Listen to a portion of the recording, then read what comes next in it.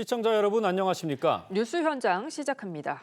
현직 대통령 탄핵 이후 첫 주말을 맞은 오늘 정치권은 숨고르기에 나선 모습입니다. 유력 주자들의 출마 선언 등은 아직 이루어지지 않고 있습니다. 하지만 다음 주부터는 대선 후보 선출을 위한 경선을 비롯해 선거관리위원회 출범 등 본격적으로 대선 국면에 돌입할 전망입니다. 정치권 상황 취재기자 연결해 알아보겠습니다. 자, 신경희 기자, 각 당의 움직임 전해주시죠. 네, 원내 제1당 대표이자 차기 유력 대선 주자인 민주당 이재명 대표는 아직 향후 행보에 대한 구체적 언급은 하지 않고 있습니다. 이 대표는 어제 이제부터 진짜 대한민국이 시작된다면서 조기 대선을 염두에 둔 메시지를 내긴 했지만 비공개 회의에선 국가적 위기 상황에 좋아할 일이 아니라면서 소속 의원들의 언행에 신중할 것을 거듭 당부한 것으로 알려졌습니다.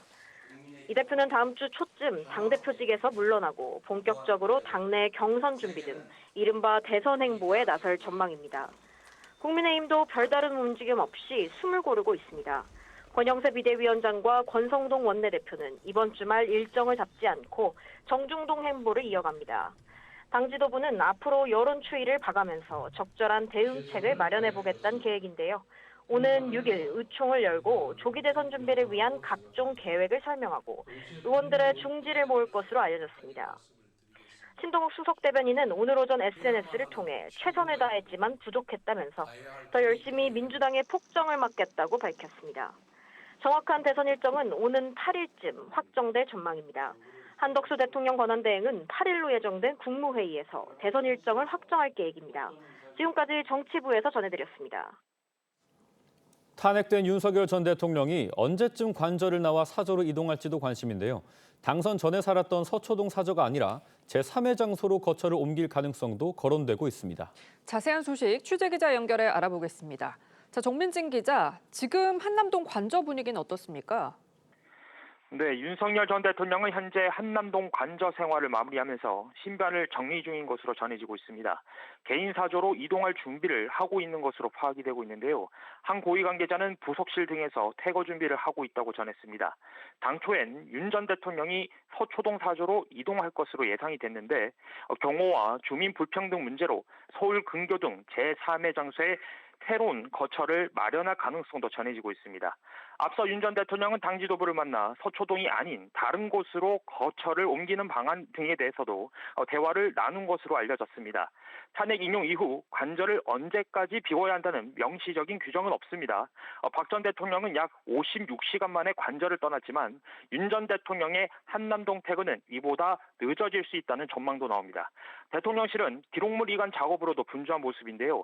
관련법에 따라 차기 대통령 취임 전까지 대통령 비서실과 국가안보실 등에서 생산한 대통령 기록물을 모두 대통령 기록관으로 옮겨야 합니다. 정치부에서 TV조선 정미진입니다. 백열내 쪽의 결정문은 윤석열 전 대통령이 임명한 정영식 재판관을 중심으로 작성됐습니다. 그렇다면 헌법재판소가 5가지 탄핵소추 사유를 어떻게 인정했는지 윤재민 기자가 짚어봤습니다. 헌재는 비상계엄을 선포할 요건 자체가 안 됐다고 판단했습니다. 줄탄핵과 예산삭감 등 야당의 폭주로 국가 위기 상황이었다는 윤 전 대통령 주장을 일축한 겁니다. 정치적, 제도적, 사법적 수단을 통하여 해결하여야 할 문제이지 병력을 동원하여 해결할 수 있는 것이 아닙니다. 국무회의 심의를 거친 후 선포해야 한다는 절차적 요건도 갖추지 못했다고 했는데 한덕수 권한대행도 흠결이 있다고 헌재에서 증언한 바 있습니다. 형식적인 또 실체적인 흠결이 있었다고 생각합니다. 정치활동을 금하고 언론을 통제한다는 내용의 포고령도 위헌이라고 봤습니다. 포고령 위반자를 영장 없이 체포한다거나 미복귀 선공의를 처단한다는 부분은 국민의 기본권과 직업의 자유 등을 침해했다고 지적했습니다. 전공이 이걸 제가 왜 집어넣냐 웃으면서 이렇게 얘기를 하니 계고한다는 측면에서 그냥 뒀습니다 해서 저도 웃으면서 그냥 놔뒀는데 그 상황은 기억하고 계십니까? 기억합니다. 지금 말씀하시니까 기억납니다. 헌재는 윤 전 대통령이 가장 신중히 행사돼야 하는 국가 비상권을 행사해 대통령에 대한 불신을 초래했다고 지적했습니다. TV조선 윤재민입니다. 만장일치로 파면에는 동의했지만 일부 재판관들은 보충 의견을 냈습니다. 야당의 줄탄핵을 비판하고 헌재도 형사재판처럼 증거 채택을 엄격히 해야 한다는 내용이었습니다. 주원진 기자가 보도합니다. 헌법재판소는 12.3 비상계엄 사건 피의자들의 검찰 신문 조서를 탄핵 심판 증거로 채택했습니다. 정인의 진술을 믿을 수 없다. 그렇게 판단해 주시기 바라겠습니다. 갑제 50호증1 진술조서 증거로 채택합니다. 윤석열 전 대통령 측은 2020년 문재인 정부 때 개정된 형사소송법에 따라 검찰 조서는 당사자가 부인하면 증거로 사용할 수 없다고 주장했지만 헌재는 받아들이지 않았습니다. 재판관 전원이 파면에는 동의했지만 김복형 조한창 재판관은 보충 의견으로 이 부분에 대해 문제를 제기했습니다. 그동안 탄핵 심판이 신속송 요청으로 공정성은 다소 후퇴했다고 했습니다. 그러면서 국민의 신뢰를 제고하고 국가적 혼란을 최소화하기 위해 증거 채택을 엄격히 해야 한다고 했습니다. 정영식 재판관은 보충 의견으로 야당의 줄탄핵을 비판했습니다. 탄핵 소추안의 발의 횟수를 제한하는 입법이 필요하다는 재판관 정형식의 보충 의견이 있습니다. 정 재판관은 다수 의석을 가진 정당이 정치적 목적을 달성할 때까지 탄핵을 반복해 발의할 수 있다며 국정의 혼란과 국가 주요 기능의 저하로 이어질 수 있다고 지적했습니다. 탄핵 심판이 정쟁의 도구가 돼선 안 된다는 의견이었습니다. TV조선 주원진입니다. 헌재 선고문에는 야당의 전횡을 지적하는 부분도 있었습니다. 야당의 예산 감액 일방성 등을 문제 삼으면서 대통령을 존중해야 한다고는 했습니다만 윤 전 대통령에 대해서도 정치력을 발휘하지 못한 점을 비판했습니다. 김도형 기자가 보도합니다. 정면을 보고 선고문을 읽어내려가던 문영배 권한대행의 시선이 오른쪽으로 향합니다. 정청래 의원 등 국회 탄핵소추단이 앉아있는 쪽을 주시합니다. 야당이 쟁점 법안을 단독 강행 처리하면서 대통령이 거부권을 행사한 상황을 언급할 때였습니다. 야당은 정부가 반대하는 법률안들을 일방적으로 통과시켜 문 권한대행은 야당의 예산안 단독 의결에 대해 헌정사상 최초라고 지적했습니다. 헌정사상 최초로 국회 예산결산특별위원회에서 정액 없이 감액에 대해서만 야당 단독으로 의결하였습니다. 윤 전 대통령이 야당의 전횡으로 마비된 국정을 타개해야 할 책임감을 느꼈을 것으로 보인다고 했습니다. 국회의 권한 행사가 권력 남용이라거나 국정 마비를 초래하는 행위라고 판단한 것은 정치적으로 존중되어야 합니다. 국회는 소수 의견을 존중하고 자제와 관용을 발휘해야 한다며 야당의 독주를 비판한 겁니다. 하지만 윤 전 대통령에 대해서도 국민의 대표인 국회를 협치의 대상으로 존중했어야 한다고 했습니다. TV조선 김도영입니다. 이제 대한민국의 시계는 조기 대선 레이스로 향하기 시작했습니다. 다음 주 화요일 국무회의를 거쳐 21대 대선일이 확정되는데 60일 뒤인 6월 3일이 유력합니다. 각 당은 곧바로 경선에 돌입해 이번 달 말이면 후보를 선출하고 본격적인 선거운동에 들어갈 걸로 보입니다. 숨가쁘게 돌아갈 조기 대선 전국 일정을 이채형 기자가 정리했습니다. 대통령 탄핵에 따른 조기 대선은 헌정사상 두 번째입니다. 헌법 68조는 대통령 거리 시 60일 안에 후임자를 선거한다고 규정했는데 시한을 다 채울 경우 6월 3일 화요일 21대 대선이 치러질 가능성이 높습니다. 한덕수 권한대행은 오는 8일 국무회의에서 임시공휴일 지정과 함께 대선 날짜를 확정할 예정입니다. 한 대행은 노태학 중앙선관위원장에게 정치적 혼란 속 국민 신뢰를 회복하는 중요한 열쇠는 공정하고 투명한 선거 관리라고 강조했습니다. 다음 정부가 차질 없이 출범할 수 있도록 차기 대통령 선거 관리에 최선을 다하겠습니다. 대선일이 6월 3일로 결정되면 각 당은 다음 달 10일부터 이틀 동안 후보를 등록하고 12일부터 공식 선거운동에 돌입합니다. 사전투표는 5월 29일과 30일 양일간 실시될 가능성이 높습니다.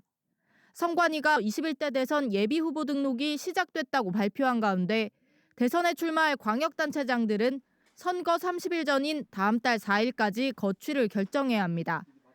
6월 대선 실시는 사상 처음입니다. TV조선 이채연입니다. 비상계엄을 선포합니다.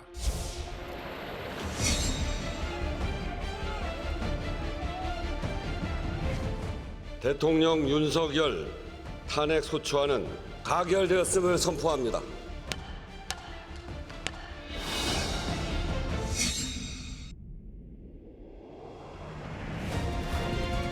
재판관 전원의 일치된 의견으로 대통령 윤석열을 파면한다.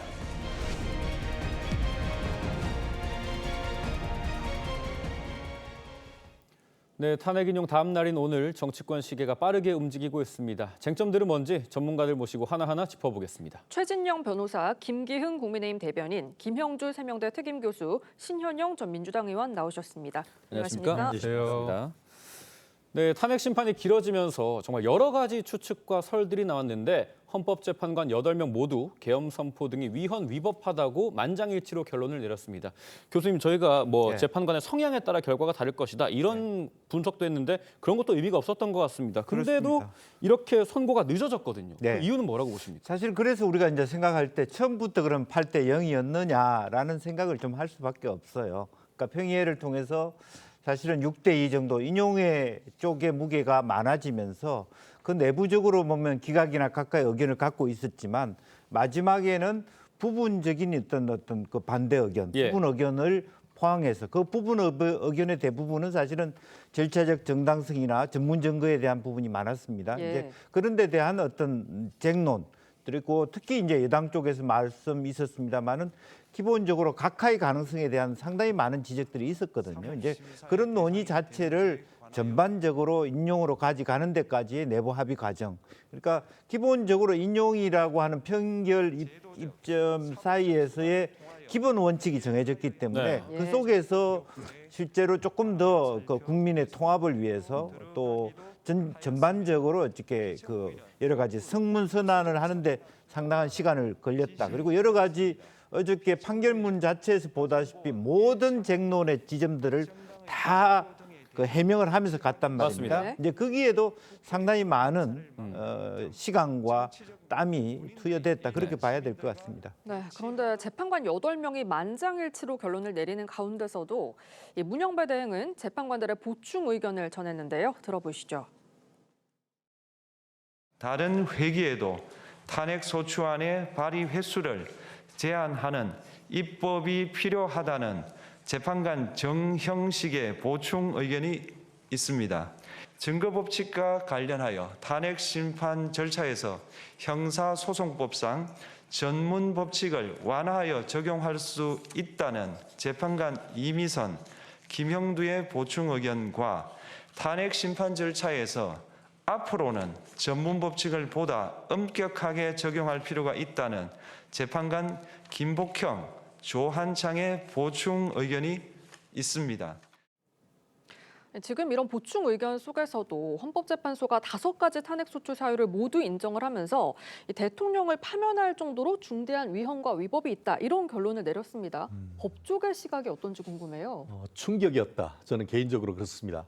다만 법조인들 저희 지금거리에 이제 검찰, 법원 출신 분들이 많은데 의견이 굉장히 그 극단적으로 나뉘었었습니다. 특히 민주당 쪽 그 성향에 있는 분들은 또 8대 0으로 인용될 수 있을 것이다라고 했고 그 반면에 적법 절차를 중시하는 그런 어떤 보수적인 그 시각을 가진 분들은 이것은 분명히 각하되거나 정족수를 이유로 해서 기각될 가능성을 많이 예측을 했습니다. 다만 제 지금 거리에 있는 법원 고위직 판사를 지냈던 분들 같은 경우에는 이 정도 사안이라고 하면은 탄핵이 인용되지 않을까 하는 분들이 사실 적지 않았던 것도 사실입니다. 물론 검찰 출신들 분들과 그 말씀을 나눠보면은 이런 부분에 대해서는 뭐 정책적인 측면이다라는 측면이 있었습니다만 최종적으로 예전 같은 경우에 헌법재판소에 검찰 출신도 있었습니다. 지금은 100% 다 판사 출신인 그런 상황 속에서 특히 그 이번에 그 전직 대법원장, 전직 대법관 이런 분들에 대한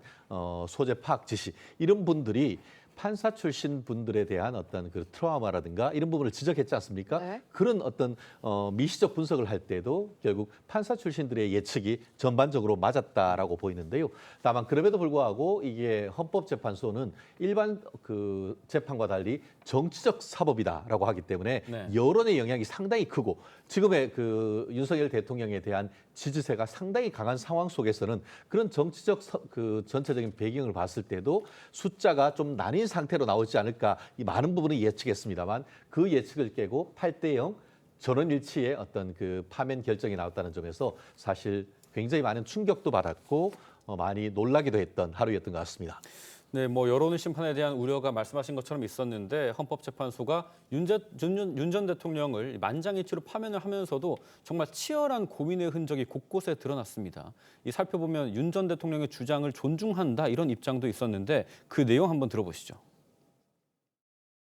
피청구인은 야당의 전횡으로 국정이 마비되고 국익이 현저히 저해되어 가고 있다고 인식하여 이를 어떻게든 타개하여야만 한다는 막중한 책임감을 느끼게 되었을 것으로 보입니다. 피청구인이 국회의 권한 행사가 권력 남용이라거나 국정 마비를 초래하는 행위라고 판단한 것은 정치적으로 존중되어야 합니다. 국회는 소수 의견을 존중하고 정부와의 관계에서 관용 그리고 자제를 전제로 대화와 타협을 통하여 결론을 도출하도록 노력하였어야 합니다.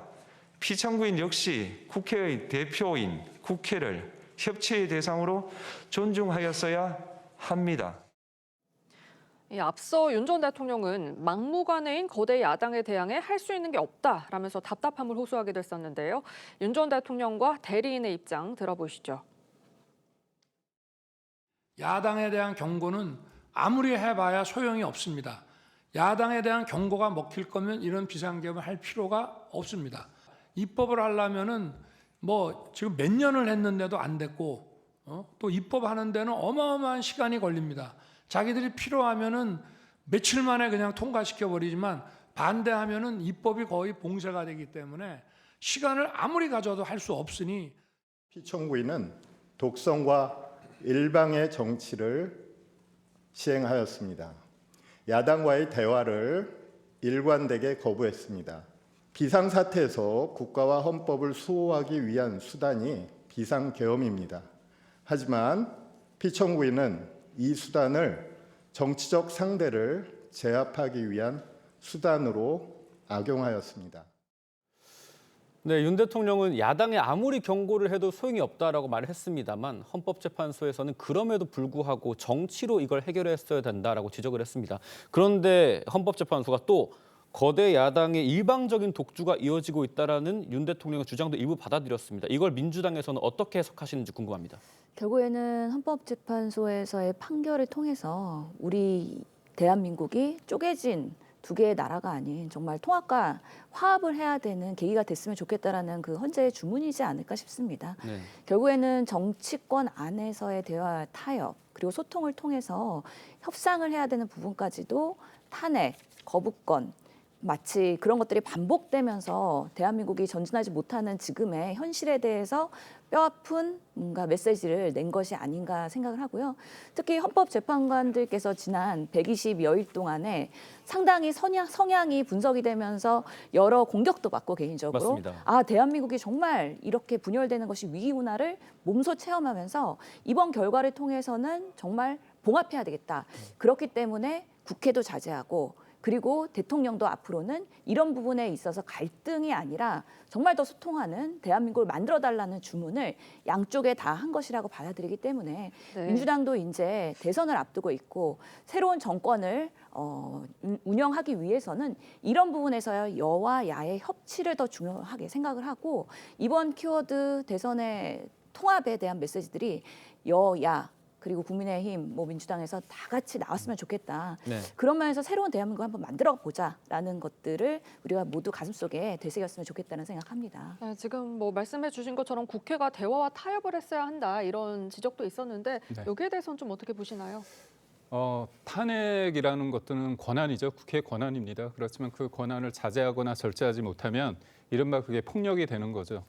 29번, 뭐 30번 지금 또 최상목 경제부총리 관련해서 탄핵한다고 그러는 거 아닙니까? 네. 그렇다면 이런 헌재 결정에 대해서 어떤 생각을 하고 계시는지 저는 모르겠습니다. 이른바 합법이라는 이름으로 법의 테두리라는 이유로 그게 남용되면 그거는 폭력이라고 저는 볼 수밖에 없거든요. 근데 저는 어제 헌재 결정을 보면서 조금 납득이 안 되는 부분이 있어서 하나 좀 말씀드리고 싶은 게 헌재가 분명하게 국회가 탄핵소추 사유의 위법성에 대해 숙고하지 않은 채 법 위반의 의혹만을 가지고 했다. 그래서 정치적 압박 수단으로 이용했다고 했어요. 근데 그 다음에 내용이 뭐냐면 계엄 선포 당시에는 검사 1인과 방통위원장에 대해서 탄핵 심판 절차만 진행 중이라고 했어요. 네. 이렇게 들으면 국민들이 볼 때 2명만 문제구나. 이건 아닙니다. 뭐냐면 탄핵을 시키잖아요. 다 직무정지되는 거잖아요. 그리고 직무정지가 돼서 국가기관이 무력화되고 있는 부분에 대해서 헌재가 이거에 대해서 깊이 있게 고민이 없고 그냥 탄핵 심판이 진행 중인 두 사람만 언급했다는 겁니다. 한 예로 들었을 때 방통위원장 있지 않습니까? 네. 이동관 방통위원장은 3번이나 탄핵됐어요. 탄핵 그 발의가 됐습니다. 그 다음에 김홍일 위원장, 그 다음에 직무대리인 이상인 직무대리, 그 다음에 이진숙 방통위원장까지 이렇게 탄핵을 통해 가지고 겁박을 해서 자진 사퇴를 하게 만들어서 사실상 왜 민주당이 방통위를 실명 국회로 만들었느냐? MBC의 박문진, 대주주라고 할 수 있는 박문진이 이사가 교체되고 이사가 어떻게 보면 임기가 끝났기 때문에 바뀌어야 되는데도 불구하고 이거를 방통위에 어떻게 보면 박문진의 이사를 임명하지 못하도록 하기 위해서 그렇게 했거든요. 그렇다면 이거는 단순하게 검사 이름과 방통위 위원장에 대해서 재판이 진행 중이다. 이거로 얘기할 수 있는 게 아닙니다. 네. 실질적으로 국가기관이 무력화된 건 뭐냐면요. 탄핵을 통해서 직무정지가 됐다는 거죠. 예. 그래서 저는 이 부분에 대해서는 헌재가 이렇게 판단한 부분에 대해서는 본질을 좀 외면했다 이렇게 지적하고. 반론을 조금 드려야 될 것 같은데요. 그 헌재 판결문 보면은 그 당시에 정말 윤석열 대통령이 비상사태를 선언할 만큼의 적합한 상황이었느냐. 그 부분에 있어서의 탄핵이 검사 1명이었다는 부분에 대해서 얘기를 한 것이고요. 또한 예산안에 대해서도 야당이 발목 잡아서 통과 못하고 있다. 그 부분도 국회 본회의에서 예산안이 통과된 게 아니고 그냥 예산결산특별위원회에서 통과된 거기 때문에 충분히 본회의 그리고 여야의 협상을 통해서 개선될 수 있는 상황이었음에도 불구하고 비상계엄을 통해서 이걸 해결하려고 했다라는 거에 대한 문제제기이기 때문에 저는 충분히 그 상황이 비상사태가 아니었다. 그래서 계엄령을 선포할 상황이 아니었다. 네. 그래서 위헌이다라고 설명한 부분에 있어서 저는 헌재가 매우 판결문 합리적으로 잘 썼다고 생각을 하고요.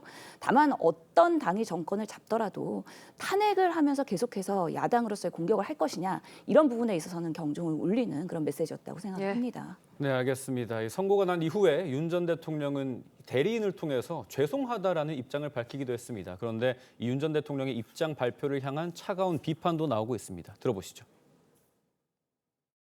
헌법재판소에서 판결이 난 이상은 더 이상 저는 메시지가 나오면 안 된다고 생각합니다. 그렇게 되면은 우리 중도를 지향하고 있는 이런 분들을 우리가 흡수하는데 굉장히 걸림돌이 될 수 있다. 본인 스스로가 엄청나게 억울하고 또 분통이 터지고 어떻게 하더라도 보수 정당의 승리를 위해서는 인내를 해야 된다.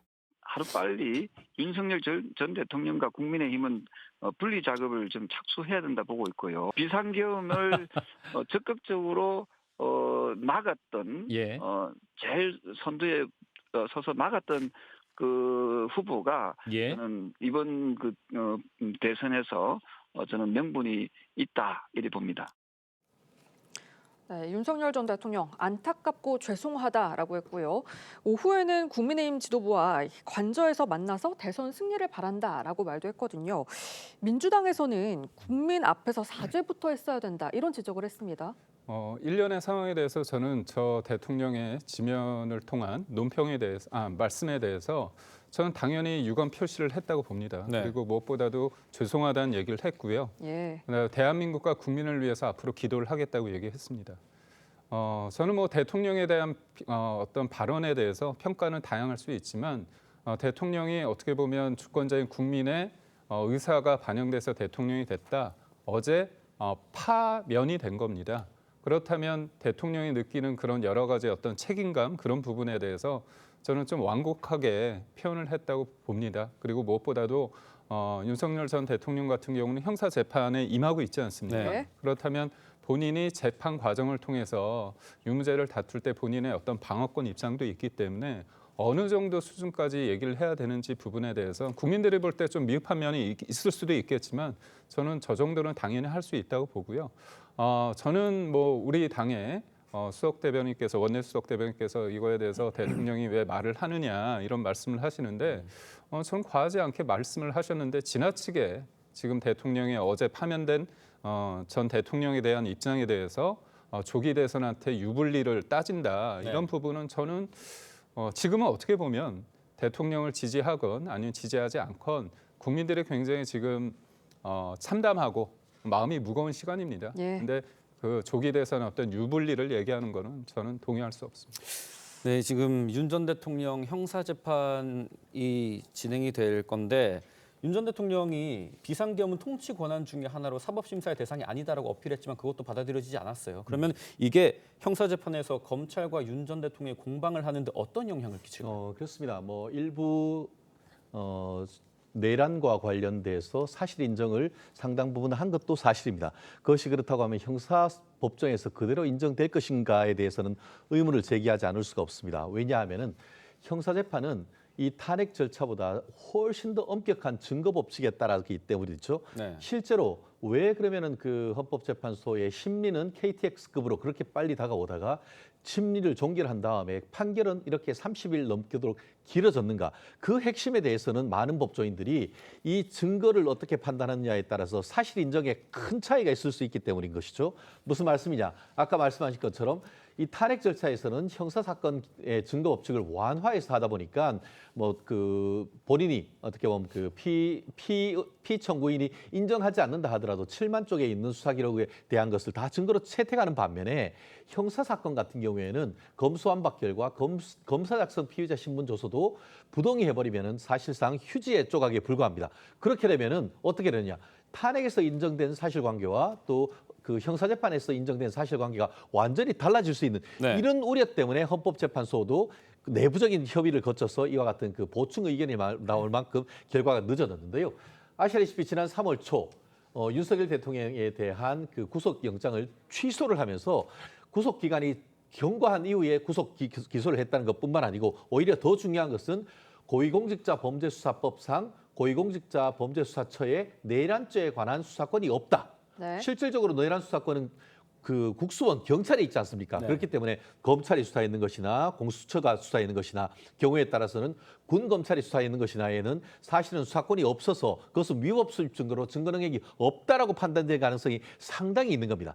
결국 저 결론을 내리면은 헌법재판소에서 내린 결론과 법원에서 형사 사건에서 내린 결론이 사뭇 달라질 가능성도 여전히 있다 보니까 윤 대통령으로서는 민주당은 그렇게 승복하라고 하지만 여전히 이 투트랙으로 하는 형사 절차가 지금 남아있는 상황 속에서는 그 절차를 다투겠다는 의지를 밝힌 것으로 해석할 수 있을 것 같습니다. 네, 지금 윤 전 대통령은 이 명태균 씨로부터 비공표 여론조사를 무상으로 제공받았다 이런 혐의로도 수사 선상에 올라와 있는데 이 파면과 동시에 불소추 특권을 잃게 됐는데 앞으로 검찰 수사가 속도를 낼 수 있을 거라고 보시는지요? 그렇습니다. 말씀하신 것처럼 헌법 84조에 보면은 현직 대통령은 재직 중에 내란죄 또는 외환죄를 제외하고는 소추당하지 않는다. 그 불소추 특권에는 수사를 받지 않는 것도 포함이 되는데 이제 전직이 대통령이 되다 보니까 그동안 있었던 사건에 대해서 수사가 개시되지 않을 수가 없는 것 같습니다.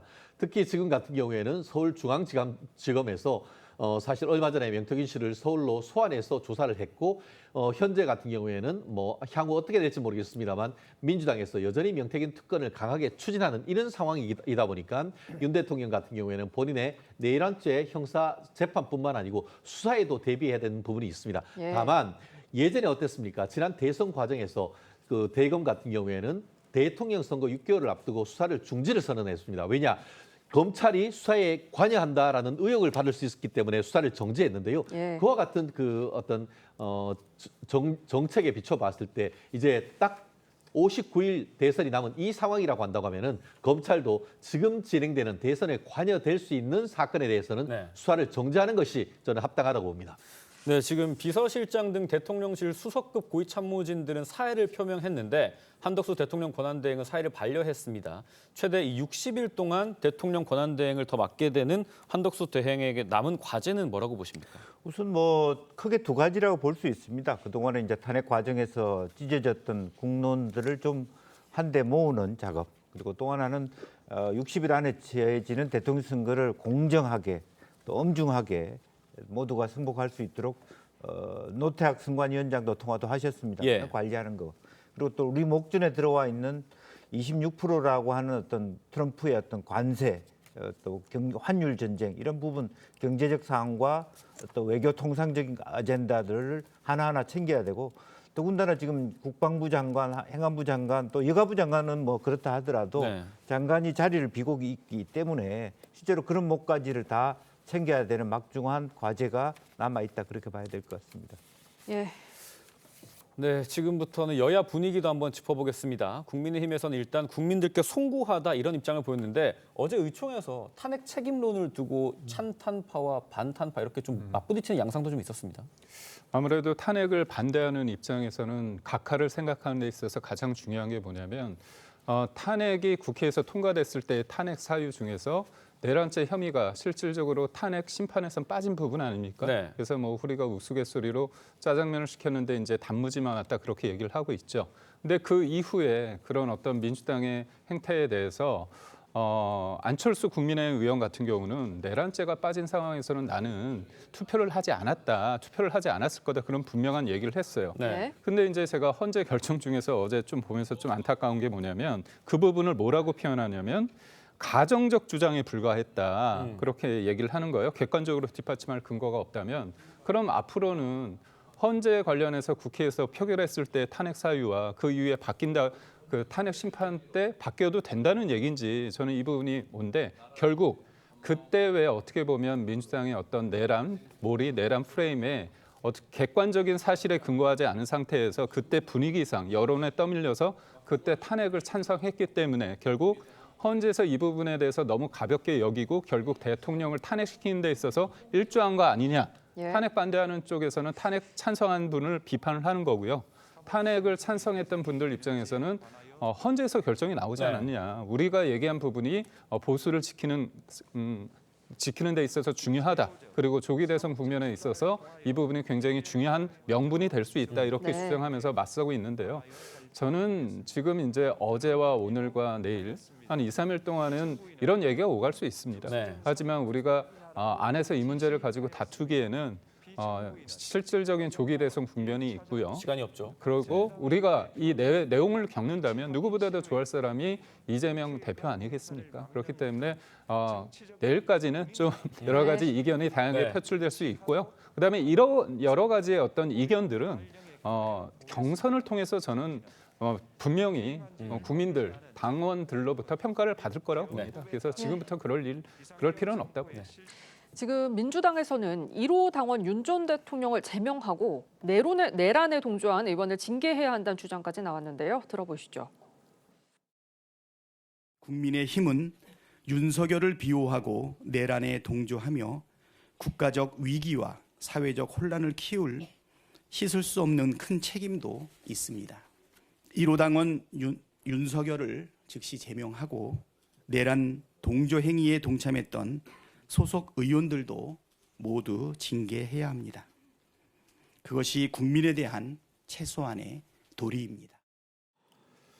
네, 원내대표께서 저렇게 말씀을 하셨지만 국민의힘 입장에서는 당내의 결정을 민주당에서 저렇게 얘기를 하는 게 좀 고깝지 않게 느껴질 수도 있을 것 같거든요. 어떤 취지로 저렇게 말씀하신 걸까요? 결국에는 우리 정치가 더 나은 대한민국의 국민들을 위해서 효용성을 보이려면 건전한 보수 그리고 건전한 진보로서의 대화 타협이 있어야 된다고 저는 생각합니다. 여전히 이렇게 극한 대립의 시대에서도 경쟁은 치열하게 하되 정말 국민을 위한 결정을 하기 위해서는 보수가 이제는 윤석열 대통령과 결별해야 된다라는 거에 대해서 박찬대 원내대표가 얘기를 한 것으로 보이고요. 사실은 12월 3일 계엄 그리고 해제 그 과정에서 한동훈 대표는 윤석열 대통령 제명해야 된다고 얘기를 했습니다. 그리고 이제는 파면이 됐습니다. 그럼에도 불구하고 지금 국민의힘에서는 정말 그런 찬탄파, 네. 반탄파 여러 가지 분열과 갈등을 하면서 네가 잘했니 내가 잘했니 이런 싸움을 하고 있는 것들이 너무 안타까운 부분이고요. 네. 여전히 절차적 정당성, 내란죄를 포함하냐 마냐 이런 얘기를 하면서 충분히 많은 위헌과 위법의 비상계엄을 헌재까지 판단한 상황에서 서로 싸우지 말고 이제는 조금 더 이제 정확하고 선을 긋는 모습으로 국민한테 다가가는 국민의힘의 모습을 보여달라는 주문으로 이해해 주시면 좋을 것 같습니다. 예. 네, 헌재는 결정을 끝냈고 이제 여야의 초점은 초기 대선에 맞춰져 있습니다. 영상으로 준비했습니다.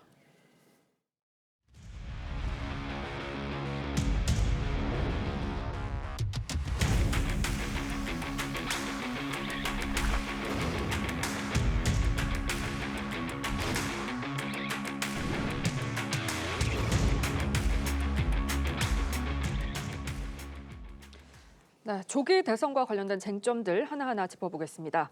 대통령 권위 시 60일 안에 후임자를 뽑아야 되고요. 이 시한을 채운다면 6월 3일 화요일 21대 대선이 치러질 가능성이 높은데 네. 어떻게 예상하시나요? 아무래도 이구동성으로 그렇게 치러지고 있고요. 또 준비도 그렇게 해야 되기 때문에 그거보다 앞당기기는 당내 경선들도 필요하고 네. 또 실제로 지금 그 도지사를 비롯해서 그런 분들도 이제 출마 의사를 밝히고 있잖아요. 그렇죠. 그런 부분들도 사실은 5월 4일까지는 그 지표명을 해야 되거든요.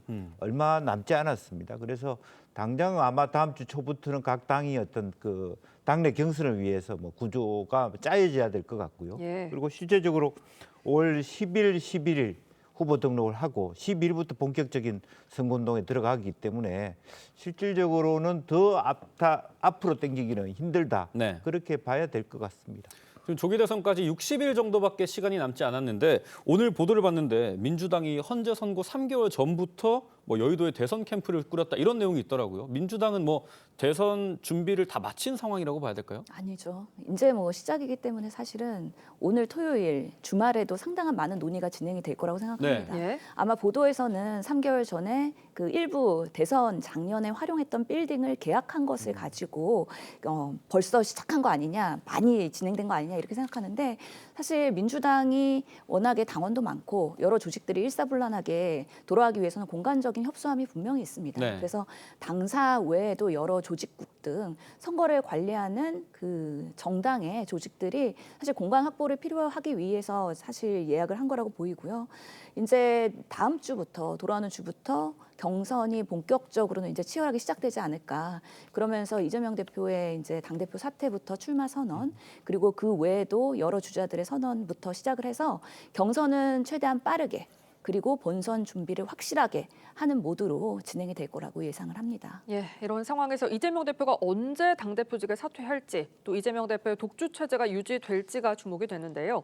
선고 이후 이재명 대표의 목소리 들어보겠습니다. 위대한 국민들이 위대한 민주공화국 대한민국을 되찾아 주셨습니다. 대한민국 민주공화정을 지켜주신 국민 여러분, 진심으로 존경과 감사의 말씀을 드립니다. 이제부터 진짜 대한민국이 시작됩니다. 국민과 함께 대통합의 정신으로 무너진 민생, 평화, 경제, 민주주의를 회복시키겠습니다. 네, 이 대표는 8일, 9일 아니면 빠르면 이번 주말에 사퇴할 수도 있다라는 분석도 있고요. 결국 이 3년 만에 대권 재도전에 나서게 됐는데 중도층 외연 확장도 중요한데 최대 과제가 좀 뭐라고 보십니까? 아무래도 이제 당내에서는 상당히 많이 이제 그 힘을 모아 있는 건 사실인 것 같습니다. 특히 2심 무죄를 통해서 사법 리스크가 완전히 사라진 것은 아니지만 최소한 비명계들이 들어올 수 있는 여지는 굉장히 좁아졌다. 그런데 네. 최근에 담양 군수를 비롯한 보궐선거에서도 조국 혁신당이 당선되듯이 호남 특파 때에서도 여전히 흔들리는 부분도 있고요. 또 중도층에서도 이재명 대표에 대한 비호감도가 상당히 높은 건 사실입니다. 네. 그리고 실제적으로 어떤 신뢰에 대한 위기, 자기 말에 대한 신뢰성을 얼마나 가질 수 있느냐. 특히 대다수 이번 선거 같은 경우는 중도층이 거의 말하자면 누가 대통령이 될 것인가를 좌우한다고 했을 때 상당히 많은 중도층이 상당히 침묵하고 있는 모드거든요. 이제 그분들에게 진정성 있게 신뢰를 가지고 다가갈 수 있느냐 이런 거 본인이 생각하는 어떤 시장 경제라든지 우파 뭐 이런 쪽으로의 어떤 전향 자체가 얼마나 먹힐 거냐 하는 것이 과제라고 보여집니다. 네. 이재명 대표 사법 리스크도 좀 넘어야 할 산으로 꼽혀요. 근데 조기 대선 전에 공직선거법에 대한 대법원 판결이 나올 가능성은 좀 낮겠죠? 가능성은 낮지만 여전히 가능성은 있다. 네. 특히 5월 중에도 선고될 가능성은 여전히 살아있다라고 저는 네. 예측을 하는데요. 그 이유는 지난 3월 달에 판결이 그 항소심 선고되자마자 바로 그 다음 날 검찰이 상고장뿐만 아니고 상고장의 상고 이유까지 간략하게 적었습니다. 네. 그리고 이번 주 정도까지 해서 상고 이유서까지 다 낸다고 하면은 그 상고 이유서를 받은 때로부터 10일 이내에 그 이재명 대표 같은 경우에는 답변서를 내야 됩니다. 물론 그 상고 이유서를 송달을 받고 변호인을 선임하는 과정이 조금 걸릴 수는 있습니다만 그럼에도 불구하고 4월 중으로는 충분히 이 서면 공방이 끝납니다. 그러면은 헌법재판소로서는 지금 조희대 대법원장이 선거 사건은 633 원칙에 따라서 그것을 지키라고 전국에 지금 법원에 지금 지침을 내린 상태 아니겠습니까? 예. 그렇다고 하면은 3월부터 4월, 5월, 6월 초까지 그 3월 내에 충분히 선고될 가능성도 있기 때문에 오히려 이재명 대표와 민주당 같은 경우에는 대선을 준비해 갔겠지만 여전히 이재명의 사법 리스크가 따라가는 것이고 그렇기 때문에 이재명의 적은 이재명이다라는 부분이 여전히 그렇게 보면 대선 때까지도 계속 문제될 가능성은 여전히 열려 있는 것이 아닌가 생각합니다. 이 대표뿐만이 아니라 비명계 움직임도 분주할 걸로 전망이 되는데요. 김동연 경기도지사, 김부겸 전 국무총리, 김경수 전 경남지사, 김두관 전 경남지사 등 과연 이 대표 독주 체제를 흔들 수 있을지가 주목이 돼요. 한번 경선에서 다 같이 투명한 공정한 그런 경선을 통해서 한번 당원들과 그리고 국민들의 지지를 판단해 보는 것은 중요한 과정이라고 생각을 합니다. 김경수 지사 같은 경우에는 단식을 통해서 이번 비상계엄의 필요성을 온몸으로 주장을 했었고 그러면서 당내에서의 뭔가 입지도 조금은 올라갔다라고 저는 생각을 하거든요. 네. 그런 면에서 이재명 대표의 그런 단독 주자로서의 그런 후보 선출 과정이 아닌 조금 더 방빙이면서도 다이나믹한 국민들의 여론을 들어볼 수 있는 계기가 됐으면 좋겠다는 생각이 들고 말씀하신 것처럼 호남 부분 그리고 사실 부울경, TK, PK 그리고 수도권 다양한 민심들이 있을 겁니다. 예. 그런 과정에서의 이재명 대표의 부족한 점 그리고 더 보완할 점 대통령으로서 민주당이 어떻게 더 나아가야 될지에 대한 많은 경청의 시간이 주어지기를 희망을 합니다. 네, 지금 발등에 불이 떨어진 건 국민의힘인 것 같습니다. 국민의힘에서는 이재명 대표를 견제하면서 결집을 강조하고 있는데요. 권성동 원내대표의 입장 들어보겠습니다. 2달 후면 대선입니다. 시간은 촉박하지만 절대로 물러설 수 없고 져서는 안 될 선거입니다. 대한민국의 미래를 위험천만한 이재명 세력에게 맡길 수 없기 때문입니다. 승리를 위해 우리부터 하나로 뭉쳐야 합니다. 오늘의 아픔과 시련을 더 큰 승리를 위한 담금질 과정이라고 생각합시다. 굳센 의지와 결기로 재무장하고 대선 승리를 향해 나아갑시다. 네, 권성동 원내대표는 2개월 뒤면 대선이다. 촉박하지만 져서는 안 될 선거다라고 강조를 했습니다. 지금 당 통합과 수습도 과제인데 조기 대선까지 준비를 해야 되는 그런 상황이에요. 어떻게 보면 외적인 상황이 어렵기 때문에 내부가 하나가 될 수밖에 없다고 봅니다. 예. 이재명 대표가 제가 볼 때는 후보가 되겠죠. 근데 이재명 대표가 대통령의 어떤 개헌과 그다음에 탄핵 이후에 이 여러 가지 헌재 결정까지 보여줬던 그 모습은 굉장히 불안했습니다. 왜냐하면 초선들이 국무회의를 무력화시켰다. 탄핵 사유를 아주 명기하지 않았습니까? 네. 명시적으로. 이 부분은 이재명 대표의 어떤 대장동 관련해서 변호인이었던 김필성 변호사가 뭐라고 얘기했냐. 이거는 내란죄 구성 요건에 딱 맞는다, 딱 떨어진다 그런 얘기를 했습니다. 그렇다면 대통령은 이미 파면이 됐습니다. 그렇다면 그 과정상에서 한 4개월 동안 이재명 대표가 보여줬던 거는 대행마저 언제든지 탄핵시킬 수 있다고 얘기를 했고 직무유기 혐의로 현행범으로 누구나 체포할 수 있다. 몸조심하라 그렇게 얘기하고 있고 대통령의 대행인 국무총리 한덕수에 대해서 탄핵을 시킨 다음에 본회의장에서 약간의 미소를 띄는 그런 모습 국민들이 다 봤다는 거죠. 그런 측면에 있을 때 이재명 대표가 과연 지금의 무소불위의 어떤 절대 다수석을 가진 사람이 대통령이 됐을 때 누가 견제할 수 있을까? 그런 부분에 대해서 저희가 생각할 수밖에 없습니다. 특히나 이재명 대표께서는 헌법 84조에 의해서 대통령이 되면 임기 중에 재판을 안 하겠다고 그렇게 말씀하셨지 않았습니까? 그렇다면 그런 부분에 대해서 과연 국민들이 납득이 될 수 있을지, 특히나 이재명 대표가 사법 리스크가 현재 존재하는 상황에서 대통령 임기를 마치고 과연 내려올 것인가? 그런 어떤 두려움까지 있는 상황이거든요. 그렇기 때문에 저는 이재명 대표가 후보이기 때문에 어느 때보다 더 이길 가능성과 하나가 될 가능성이 크다 이렇게 봅니다. 그러니까 국민의힘이 좀 잘했으면 좋겠어요. 그래서 끝까지 60일 남은 동안에 계속해서 이재명 대표의 여러 가지 공격만 하다 보면 정말 국민의힘은 수권 정당으로서의 자격이 있는가에 대해서 국민들이 다시 한번 의문을 가질 거라고 생각을 합니다. 이렇게까지 비상계엄, 탄핵, 반대를 옹호했던 국민의힘의 큰 그런 기억들이 국민들 뇌리에 잡혀 있거든요. 그러면 이제 파면됐으니까 국민들한테 대사죄를 하고 그리고 나서 더 거듭나는 보수가 되겠다라고 좋은 메시지들을 많이 내야 될 텐데 지금의 국민의힘은 여전히 이재명을 타겟으로 해서 바지끄댕이 잡는 전략만 하고 있기 때문에 국민들이 신뢰하지 않는 거 아닌가. 그리고 정권이 바뀌어야 된다고 생각하고 많은 중도층에서도 이제는 정말 변화가 필요하다라고 많은 사람들이 얘기하고 있는 것 같습니다. 그런 면에서 정말 현실을 직시할 필요가 있다.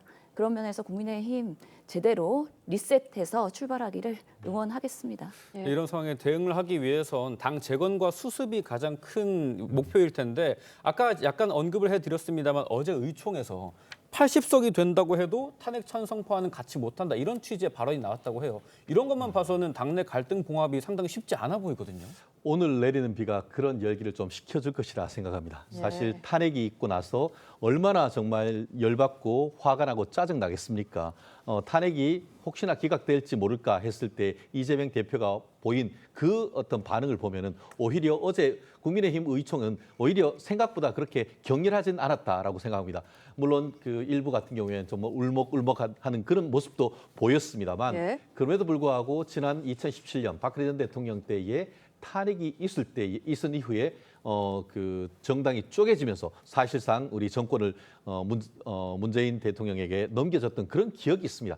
결국 내부적으로 지금 분명히 어떤 그 갈등이 있습니다. 하지만 그럼에도 불구하고 이 상황 속에서 통합하고 그리고 중도층으로 나아가지 않으면 대선은 하나마다라는 그런 우려가 굉장히 많습니다. 그렇기 때문에 오늘 내일 민심을 청취하고 그 과정에서 다음 주 초면은 분명히 국민의힘도 한 목소리로 어떻게 보면 그 대선 체제로 갈 가능성 지금으로서는 높게 가능성을 점쳐봅니다. 지금 국민의힘 잠룡으로는 여러 후보들이 거론이 되고 있는데 김문수 노동부 장관, 한동훈 전 대표, 홍준표 대구시장, 오세훈 서울시장 지금 현재로서는 이 민주당보다 많은 후보들이 거론이 되고 있거든요. 누가 유력하다고 보시나요? 글쎄 지금 상태에서 갤럽 조사도 나오고 했었습니다만은 지금 김문수 장관이 많이 앞서 있고 그다음에 이제 한동훈, 홍준표, 오세훈, 안철수, 유승민 이렇게 쭉 그다음에 경북도지사나 이런 분들도 또 그 출마 의중을 갖고 계신 걸로 알고 있습니다만 지금 상황은 누가 유력하다고 보기보다는 저희 친윤 그룹핑과 반윤 그룹핑의 하나의 어떤 내부 통합의 과정이 필요한 것 같고요. 무엇보다도 의총 분위기도 방금 전했습니다마는 과연 국민의힘이 사실은 윤 대통령과 함께 당을 지킬 것이냐 아니면 이재명 대표를 이기는 후보를 만들어 갈 것이냐라고 하는 이건 두 가지 질문에 당원들과 함께 의원들과 함께 답을 해야 될 과정이 있습니다. 쉽게 얘기하면 한동훈 대표가 만약 이재명 대표를 이길 수 있다면 한동훈 대표를 전폭적으로 다 지지할 수 있느냐 하는 물음에 답을 할 때가 올 거라고 보여지고요. 실제로 김문수 장관이 1등을 하고 있습니다마는 당원들에게 실제 김문수 장관이라는 최종적인 선택으로 이재명 대표를 이길 수 있느냐에 대해서 자신 있게 말할 수 있는 분이 많지 않아요. 그러니까 그런 의미에서 내부 경선 과정에서 이런 치열한 토론을 통해서 논쟁을 통해서 후보를 만들어 가지 않을까 그렇게 생각이 듭니다. 그 부분이 정말 고민일 것 같은데 지금 가장 속도를 내는 대선 주자는 말씀하신 김문수 장관에 더해서 홍준표 시장도 있는 것 같아요. 탄핵 정국에서 가장 많이 의지를 드러냈는데 오늘 원 코리아 그레이트 코리아라는 이 슬로건도 내놨거든요. 근데 이제 그런 걸 차치하고 떠나서 지금 현재 국민의힘에서 가장 필요로 하는 후보는 어떤 자질을 갖춰야 될까요? 우선 이제 시대 정신이 뭔지가 되게 중요한 것 같습니다. 시대 정신이 사람들은 다 얘기할 수 있죠. 통합이다, 민생이다, 경제다 다 얘기할 수 있는데 입만 앞서가는 후보가 아니라 그 사람이 만약에 통합이라는 어떤 캐치프레이를 말했을 때 이제까지 통합적인 행보를 보였느냐가 중요합니다. 그러니까 말은 오늘 내일 금방 바뀔 수 있지만 그 사람의 삶의 이력은 갑자기 바뀔 수 없는 거 아닙니까? 네. 그런 측면에 있어서 저는 2025년에 6월에 벌어질 어떤 대선에 있어서 경제인지 민생인지 아니면 통합일지 이런 부분을 보는 거죠. 그래서 저희 쪽 입장에서는 가장 확장성 있는 후보가 그리고 예측 가능하고 안정적인 후보가 중요할 것 같습니다. 이재명 대표 입장에서는 지금 이재명 대표를 둘러싸고 반 이재명의 어떤 전선이 있고 무엇보다도 이재명 대표가 가진 어떤 이미지가 사법 리스크 플러스 신뢰 리스크 이런 부분 본인의 말을 너무나 조변 석계처럼 빨리 어떻게 보면 바꾸는 그런 이미지가 크지 않습니까?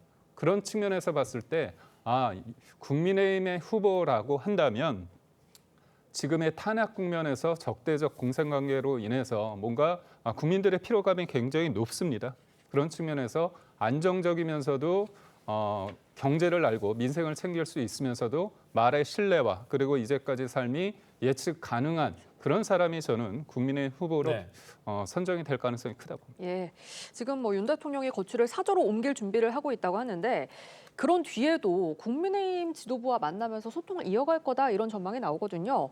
윤 전 대통령이 조기 대선에 미칠 영향 어떻게 보시는지요? 정치적 영향력은 굉장히 결집돼 있다라고 생각을 합니다. 응축돼 있다라고 하는 것이 좀 더 맞겠죠. 특히 지난 겨울 동안 탄핵 사태 이후에 굉장히 많은 아스팔트 보수들이 단순히 연세 드신 분뿐만 아니고 2030 세대까지 아우르는 그럼으로 인해서 마치 박근혜 전 대통령과 같은 정치적 몰락의 길을 걷겠다라고 예상했지만 그와 완전히 어떻게 보면 반대로 대통령이 당선됐을 때보다 더 높은 지지율을 보이는 이런 상황 속에서 윤 대통령의 일거수일투족이 사실상 지금 국민의힘 대선 후보에도 영향을 미칠 가능성이 있다는 것이죠. 다만 그런 것이 플러스가 될지 마이너스가 될지 이 부분은 아직까지 뭐라고 할 수 없습니다. 그 부분이 약간 국민의힘의 딜레마기도 합니다. 하지만 그럼에도 불구하고 윤석열 대통령이 지금 탄핵은 당했지만 그대로 정치력을 끌어오고 있기 때문에 윤 대통령의 어떤 한 말씀 아마 어제 같은 경우에도 국민의힘의 권성동 영세 대표가 한 30분 정도 만났습니다만 굉장히 말씀을 조심한 것 같아요. 본인의 정치적 입장을 충분히 얘기하지 않고 아직 자제하는 그런 모습인데 아마 현재로서는 그런 모습으로 가지고 갈 것이지만 언젠가는 윤석열 대통령도 간접적인 메시지를 낼 가능성도 배제하지 못한다 그렇게 예측을 합니다. 네, 제가 짧게 한 말씀 드리자면 제가 이제 대통령이 21년 6월에 정치 선언하고 나서 서문시장에 갔습니다. 그때 박근혜 전 대통령에 대한 어떤 마음이 서문시장 보수의 어떤 텃밭이라고 할 수 있는 대구는 크지 않습니까? 그때 저희가 좀 우려를 했어요. 대구 시민들이 좀 항의를 하지 않을까. 왜냐하면 박근혜 전 대통령을 수사했던 검사 아닙니까 사실상. 그때 저희를 굉장히 환호해 줬습니다. 그때 대통령이 차 안에서 뭐라고 얘기했냐면 저분들의 나에 대한 지지는 나 개인에 대한 지지가 아니라 문재인 정부 5년을 심판해달라, 정권 교체를 해달라는 지지다 이렇게 얘기를 했습니다. 제 이 말씀을 드리는 이유는 뭐냐면 윤석열 전 대통령 입장에서 파면이 됐습니다. 그리고 지금 보수 정권에 어떻게 보면 굉장히 위기가 왔습니다. 그렇다면 나의 어떤 파면으로 인해서 정권이 교체되는 부분에 대해서는 본인이 받아들이기 되게 힘든 거예요. 그런 측면에서 나 개인의 어떤 호불호를 떠나서 이길 수 있는 후보가 중요하다는 그런 어떤 인식을 저는 분명히 하고 있으리라 믿습니다.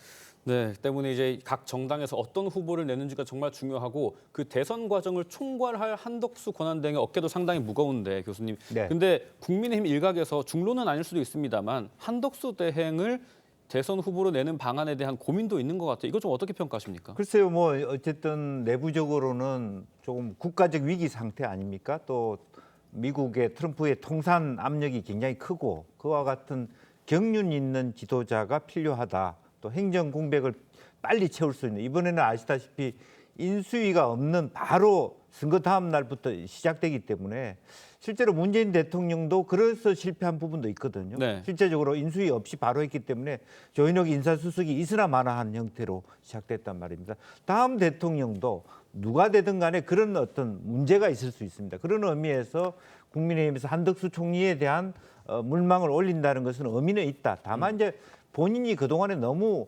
심신 모두가 많이 지쳐 계실 거예요. 네. 어떤 결정을 할지는 또 다른 문제가 아닌가 그렇게 보여집니다. 지금 대선 공식 절차가 이미 시작이 됐는데 말씀하신 것처럼 인수위가 없이 출범하는 정부기 때문에 대선 관리부터 정국까지 좀 우려되는 면이 나오거든요, 의원님. 이런 부분에서 제가 좀 어떤 점을 우려하고 주의를 해야 될까요? 우선은 한덕수 대행은 지금 선거 관리자입니다. 그렇기 때문에 본인이 플레이어로 뛴다는 거는 사실은 가능성이 매우 낮다라고 생각이 들고요. 더더욱이 이제 우리 정치가 좀 젊어질 필요가 있지 않습니까? 네. 그러면서 좋은 후보들이 나왔으면 좋겠다라는 생각이 들고 선거 과정에서 상당히 치열하게 붙을 거라고 생각합니다. 아마 제가 생각할 때는 49대 51, 박빙까지 갈 수도 있다라고 생각하는 네. 만큼 네. 민주당도 그렇고 국민의힘도 그렇고 정말 이번 대통령의 파면은 대한민국 정치사에 다시 한 번의 트라우마입니다. 맞습니다. 이런 일이 없도록 좋은 후보가 준비된 상태에서 집권할 수 있도록 총력을 다하는 것, 그리고 우리 국민들에게 정말 다음 정권은 안정적으로 우리가 대한민국 발전할 수 있다. 이 통상 위기와 경제 민생 위기에서 우리가 최선을 다해서 헌신하겠다라는 메시지들이 나오면서 국민들을 따뜻하게 위로하는 그런 과정이 됐으면 좋겠다라는 생각 듭니다. 네, 지금까지 전문가들과 정치권 쟁점 짚어봤습니다. 네 분 말씀 여기까지 듣겠습니다. 감사합니다. 감사합니다. 식목일인 오늘 전국에 봄비가 내리겠습니다. 현재 비구름은 중부와 호남에 영향을 주고 있는데요. 점차 그 밖 전국으로 비가 확대되겠고 밤이면 대부분 잦아들겠습니다. 오늘 예상되는 강수량은 강원 영서와 충청에 5에서 20mm, 그 밖의 지역에서는 5에서 10mm의 비가 내리겠고요. 기온이 낮은 강원 북부 산간에는 1에서 5cm의 눈이 내려 쌓이겠습니다. 충남 서해안과 호남 해안, 제주에는 강풍주의보가 내려지며 거센 돌풍이 불겠는데요. 오늘 이들 지역 외에도 전국적으로 바람이 강하게 불겠습니다. 수도권과 충남에서는 밤에 일시적으로 초미세먼지 농도 나쁨 단계까지 올라가겠습니다. 한낮 기온은 어제보다 2도에서 8도 정도 낮겠는데요. 서울과 춘천 10도, 대전 14도, 대구 16도로 낮에도 쌀쌀함이 감돌겠습니다. 내일은 날이 다시 맑아지겠습니다. 다음 주 목요일에는 전국에 비 소식 들어있습니다. 날씨였습니다. 네, 4월 5일 토요일 TV조선 뉴스 현장은 여기까지입니다. 함께해 주신 여러분 고맙습니다.